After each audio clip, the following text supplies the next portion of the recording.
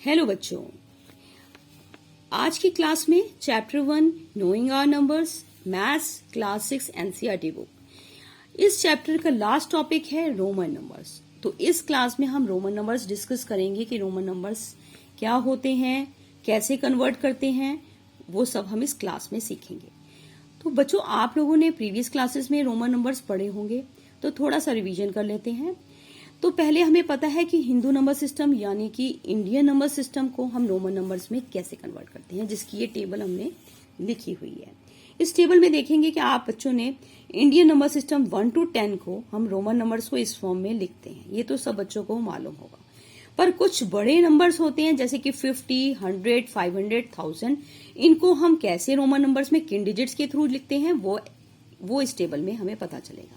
जैसे कि 50 के लिए हम एल अल्फाबेट यूज करते हैं, 100 के लिए सी अल्फाबेट, 500 के लिए डी और 1000 के लिए एम।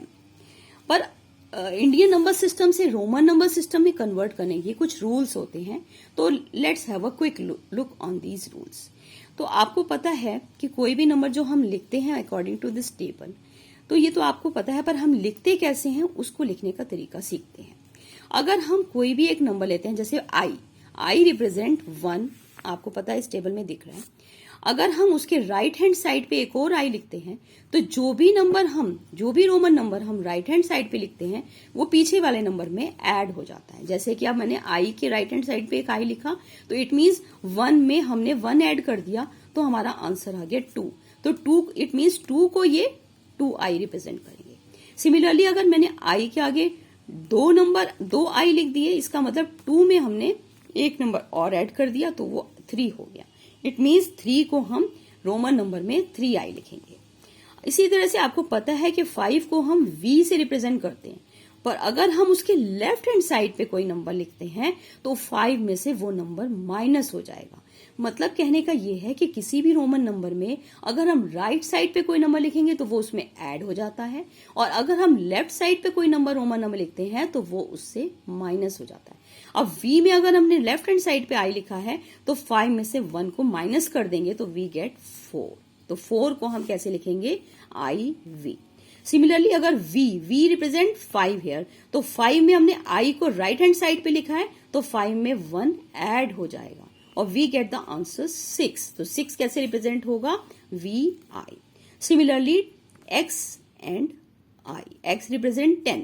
अब X की हमने राइट हैंड साइड पे 1 लिखा है, आपको जैसे बताया है बच्चों, 10 में 1 ऐड करेंगे और वो 11 हो जाएगा। सिमिलरली बेटा हम इसमें देखेंगे कि X में हमने 2I को राइट हैंड साइड पे लिखा है, तो हमने X जो रिप्रेजेंट करता है 10 को, 10 में 2 ऐड करेंगे, आंसर हमारा 12। सिमिलरली 10 जो ये X है 10 को रिप्रेजेंट करता है, इसकी हमने राइट हैंड साइड पे V लिखा है जो 5 को रिप्रेजेंट करता है, तो हमने 10 में 5 ऐड किया और हमें आंसर आ गया 15। तो 15 को क्या रिप्रेजेंट करेगा? XV। सिमिलरली नेक्स्ट में देखो बच्चों, X के राइट हैंड साइड पे हमने एक और X लिखा है, और आपको पता है X किसको रिप्रेजेंट करता है? 10 को। तो हमने इसका मतलब 10 में 10 ऐड किया, आंसर 20 आ गया। तो इसका मतलब 20 को क्या रिप्रेजेंट करेगा? XX। हाँ। नेक्स्ट एग्जाम्पल में आप देखेंगे LXV। अब आपने देखा कि L जो है वो 50 को रिप्रेजेंट करता है। अब 50 के राइट हैंड साइड पे हमारे पास 2 डिजिट हैं, एक X और एक V। X जो कि 10 को रिप्रेजेंट करता है और V जो कि 5 को रिप्रेजेंट करता है, तो 10 और 5 दोनों 50 में ऐड हो जाएंगे। ऐड करने के बाद आंसर हमारा आ जाएगा 65।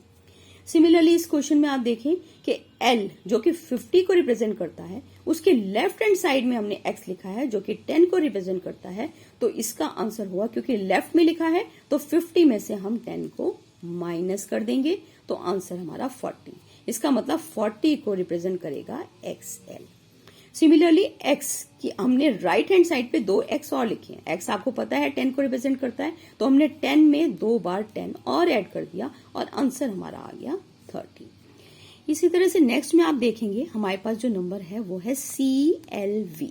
अब C आपको मैंने बताया है कि 100 को रिप्रेजेंट करता है, उसके राइट हैंड साइड पे हमने L लिखा है जो कि 50 को रिप्रेजेंट करता है, और V 5 को रिप्रेजेंट करता है। तो हम 100 में 50 ऐड करेंगे, फिर 5 ऐड करेंगे और आंसर हमारा आ जाएगा 155।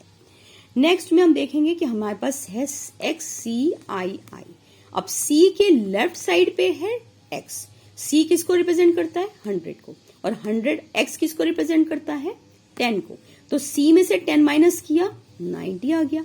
और उसके राइट हैंड साइड में हमने 2 i लगा रखे हैं जो कि 2 को रिप्रेजेंट करते हैं, तो हम उसमें 2 ऐड कर देंगे और आंसर बन जाएगा 92।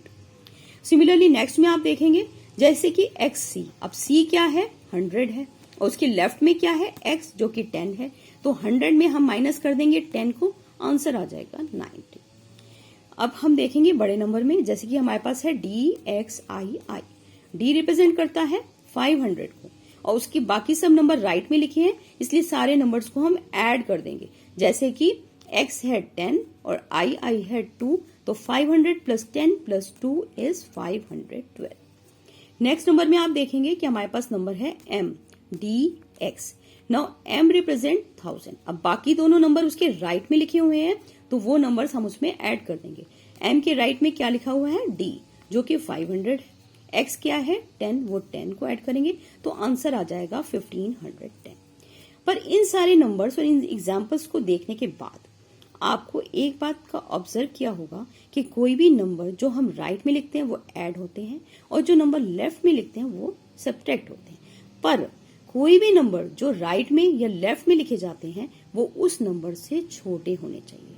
उस नंबर से बड़े नंबर को हम ना तो सब्ट्रैक्ट कर सकते हैं ना ही ऐड कर सकते हैं। तो जब भी हम राइट और लेफ्ट में नंबर लिखेंगे तो इस बात का हमें ध्यान देना होगा कि वो नंबर उससे छोटा हो। इसके अलावा एक बात और ध्यान देने वाली है कि कोई भी नंबर जब रिपीट होते हैं, तो आपने देखा जैसे इसमें 2 बार x रिपीट हुआ, इसमें 3 बार रिपीट हुआ, तो कोई भी नंबर जो रिपीट होते हैं वो जब भी रोमन कन्वर्जन हम करेंगे तो उसमें ध्यान रखने वाली बात यह है कि वो रोमन नंबर 3 बार से ज्यादा, मतलब 3 टाइम्स से ज्यादा रिपीट नहीं हो सकता।